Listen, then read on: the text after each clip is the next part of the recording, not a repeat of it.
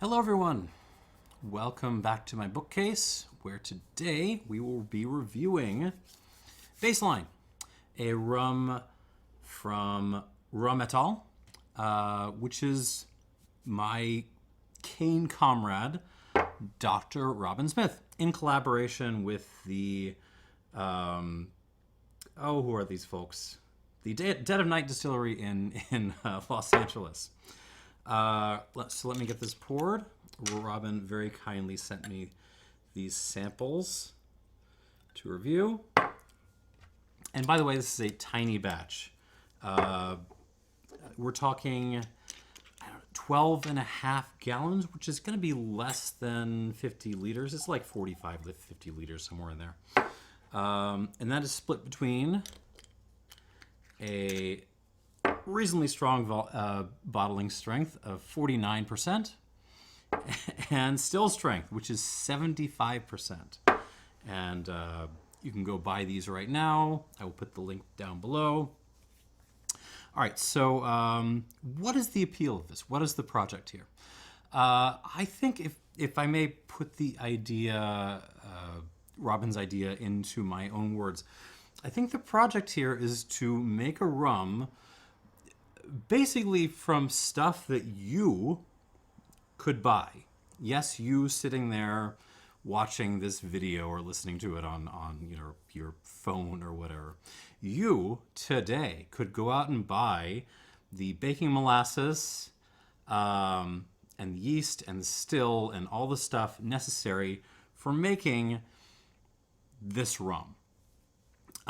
Yes, so this is not the kind of stuff I tend to be passionate about on this channel. It's not, like fresh cane juice from some indigenous variety that's spontaneously fermented in some centuries old, micro environments, then going into a ancient wooden pot still where the thumper's been filled up with acid, so you get the ester count sky high. None of that. None of that is happening here. It's basic off-the-shelf baking grade molasses. It's long fermentation, but we're still only talking about good old-fashioned, Saccharomyces cerevisiae. It is pot distilled, but you're talking about like a fairly small pot. You're talking about a 55-ish, I think it's 55-ish gallon still, which is about the size of that old bourbon barrel you're using as deck furniture right now.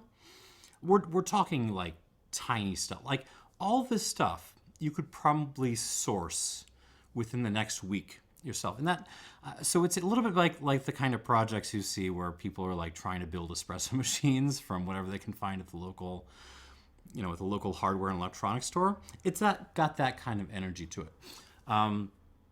But you might say, what's the commercial appeal of like a rum that I could make myself? That's the thing. You couldn't make this yourself.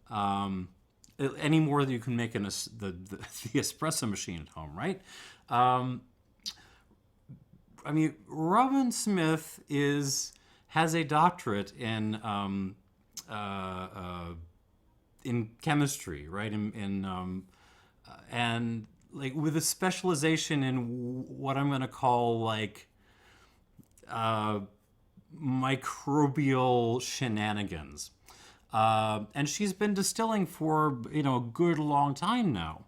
So it's not like, so a lot of the appeal here, the fun, is an extremely skilled person, starting with basic stuff to see what they can do. And in later releases, we're going to see like changes to the basic stuff. And that's part of the fun. Like there's a little bit of a sciencey theme going on here, which, yeah. So,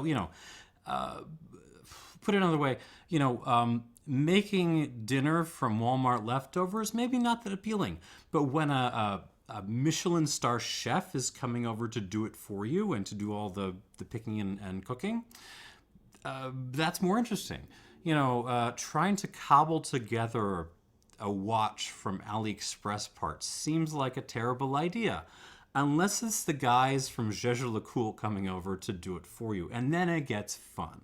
Then you get to see, like, what does an extraordinarily talented person, you know, what can they do with the basics? And that's really fun. Okay, so these two bottlings are available. Again, I will link up the site below.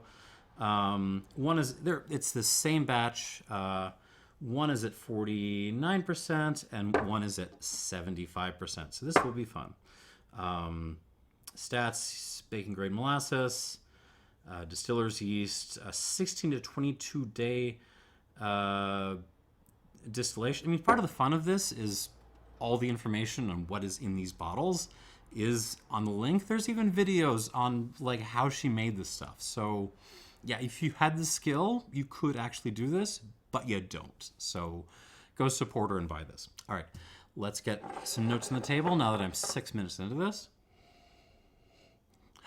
All right, baseline 49%.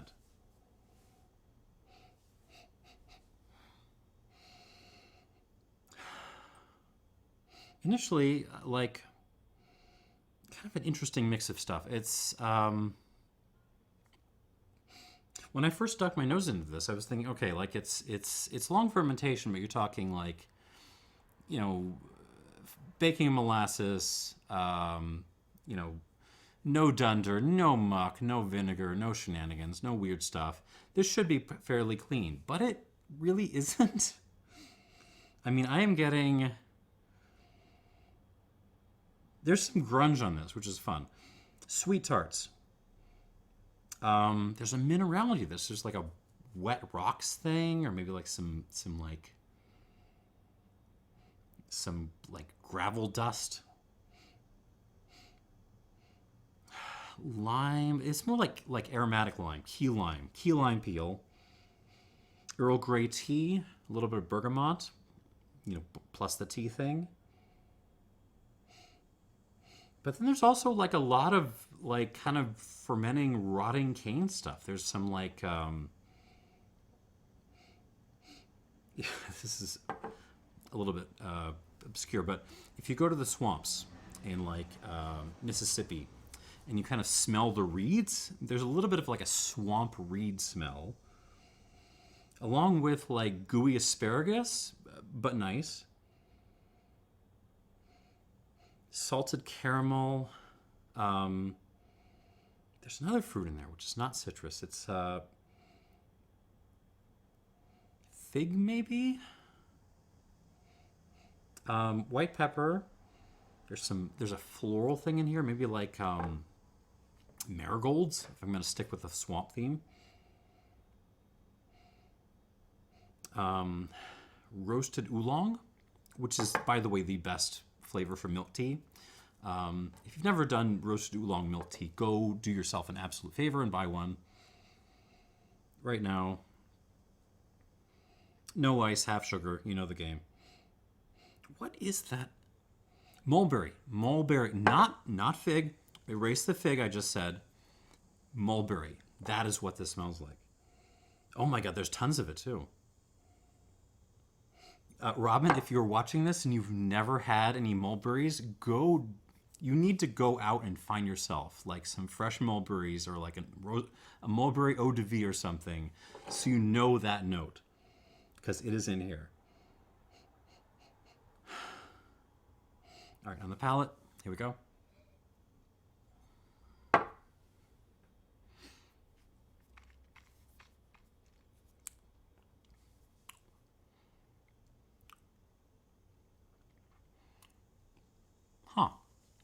So, initial impression, so it's based on the nose, I was expecting something kind of like heavy and serious, and it really isn't. It's kind of lighter than expected. It's a little bit short in the mouth. There's a lot happening, but it's all kind of right in the front.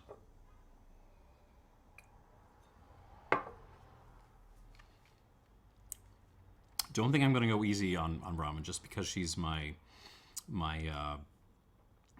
molasses mate. I mean, yeah, it's light on its feet, but it brings a lot to the table. Key lime, Earl Grey, bergamot again, rocks, Smarties, not sweet tarts, Smarties. There's a plantain thing, but it's not like sweet plantain. This is more like the pounded plantain that's like a little grainy. Basil, sage.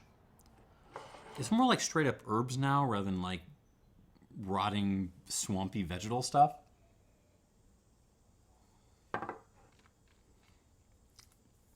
White pepper, more floral elements, almost like a potpourri thing.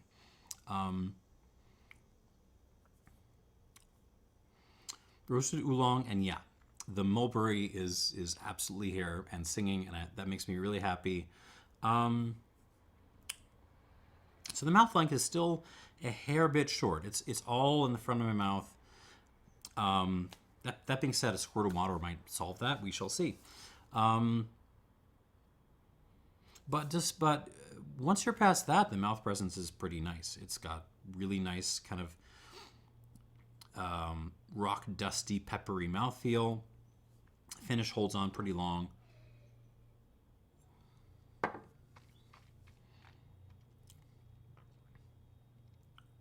Not super long. It's a medium finish. But I'm curious to see what this does with water. So we'll give it a squirt, like a squirt and a bit. And we'll come back to that. And now we shall see what the same thing does at 75%. So I may just end up completely repeating myself, but I'm not sure. We shall see. I mean, so it is more nippy.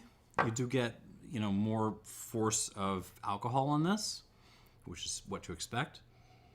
But it's also quieter.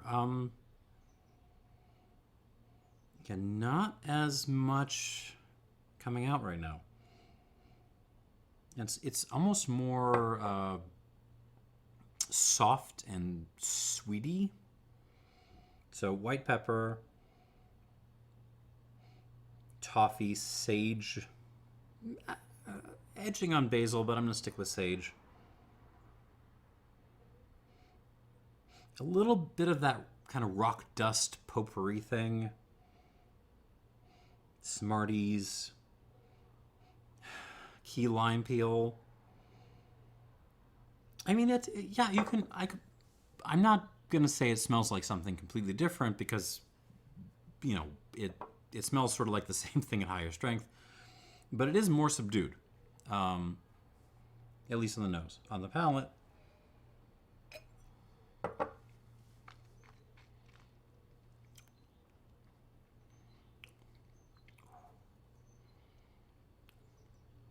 it is amazing. The difference that proofing down water makes. So this has really, I want to say brutal, serious mouth length now. This is now starting to get into my lungs a little bit.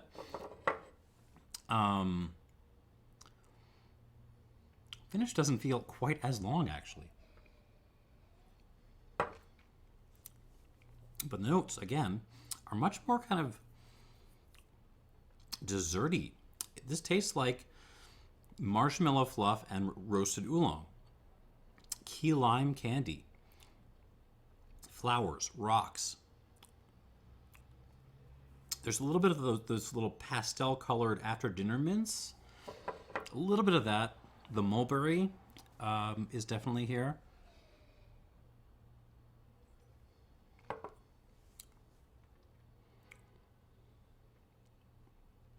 Yeah, the mouth length and the mouth presence, mouth feel are just bigger and much more impressive on this.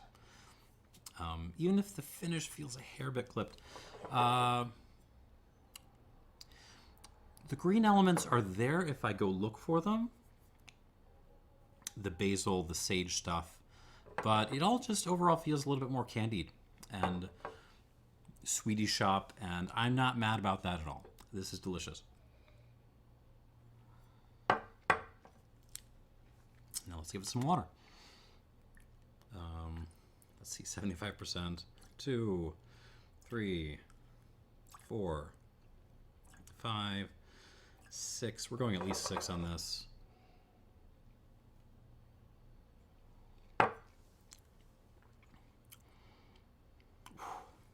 Nope, more than that.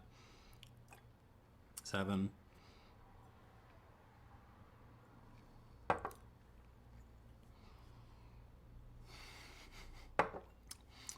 And this is like what they don't tell you when you're just a whiskey nerd and you're like, man, I like these whiskeys at 56% so much. How much better would they be if they were like at, over 70? And then you actually have to do the work of proofing these damn things down.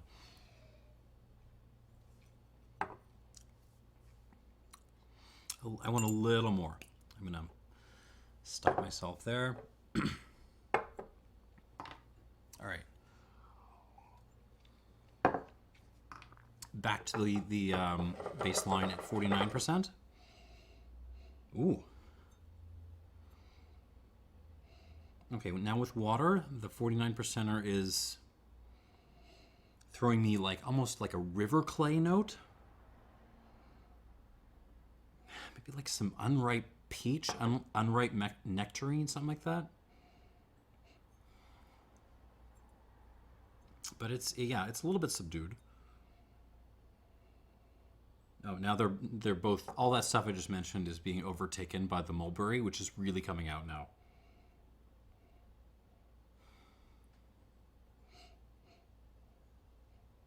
Yep, lots of mulberry. Everything else in the background. Okay. On the palate.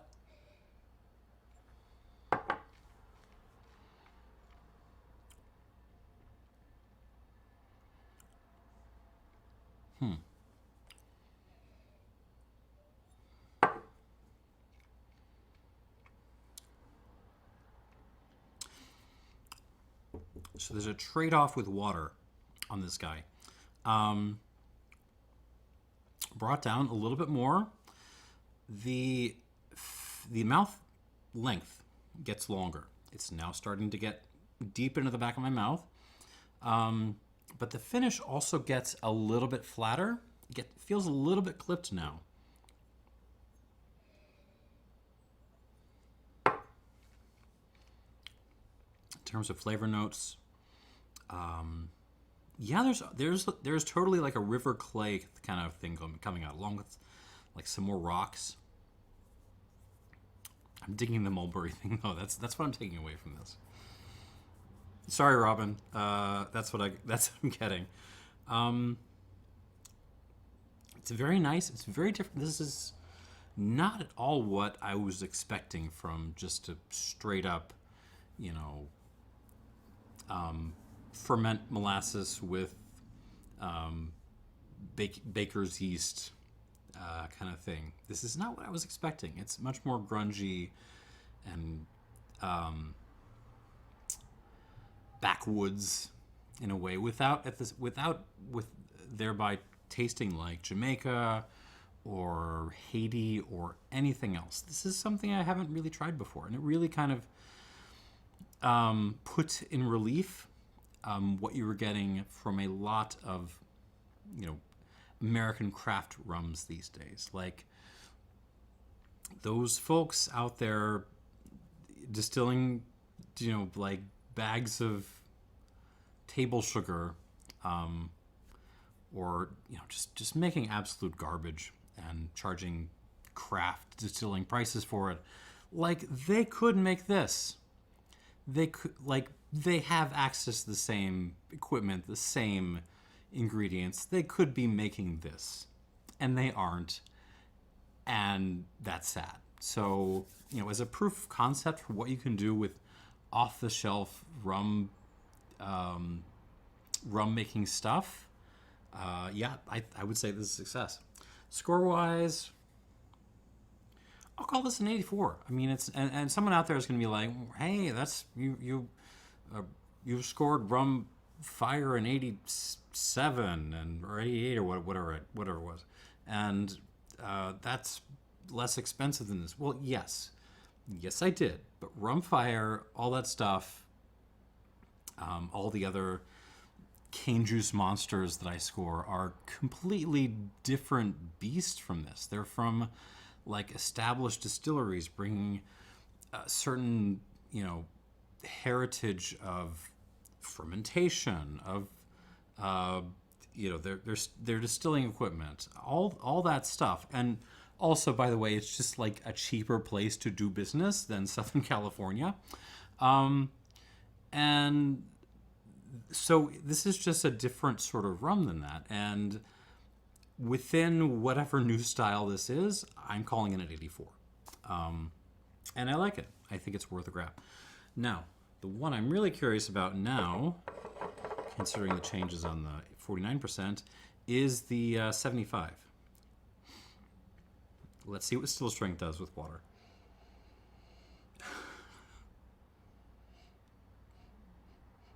Interesting. Like, same batch, the only difference is this one was proof down, this one wasn't. And yet, they're very different.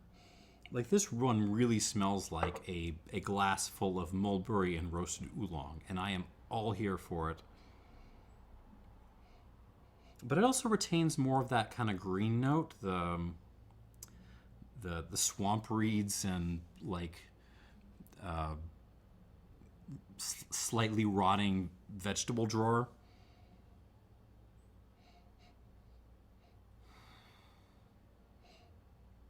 Yeah. Gun to my head, I think I prefer this one a little bit. On the palate.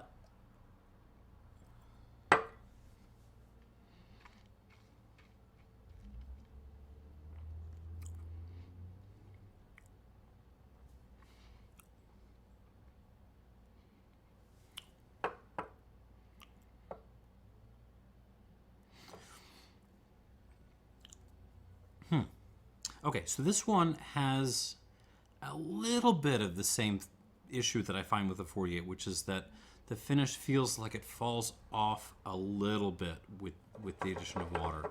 It feels a little bit clipped now, but it's not as much as with the 49.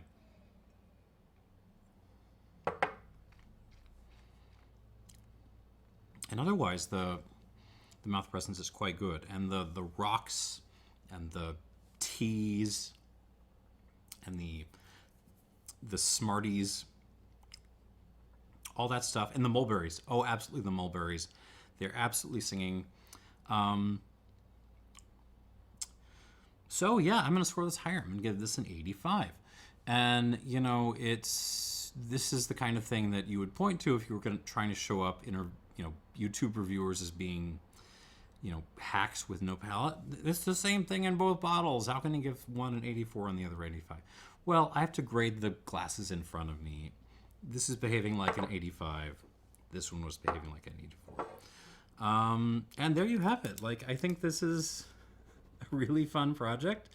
I will probably, I don't know. Like, I think these are only shipping in California at the moment, but I'm going to see if I can get someone to mule me a bottle of the still strength, which might be illegal to ship over on an airplane.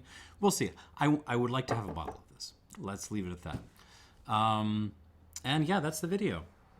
Nice work, Robyn. I'm happy to see where you take this in the future. 84 points, 85. Good work. Thanks for watching, and cheers.